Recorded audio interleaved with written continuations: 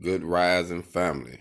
Like Feniks checking in at the headquarters, working on my curbside sign, doing the finishing touches on it, getting everything lined out. Just added a little bit more paint to my handle. Made a custom handle out of some round bar that I had. I was looking to go buy some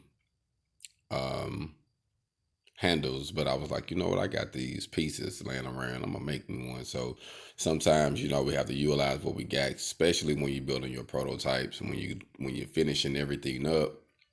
You can get a nice whatever, but you can make what you have work, clean it up, make it look good, and it can work. And especially when you're displaying it and showing them what the ideal of it is going to look like. So I think that's very important to do that. And it can allow you to kill a few birds with one stone, like using stuff you've already used. Hold on.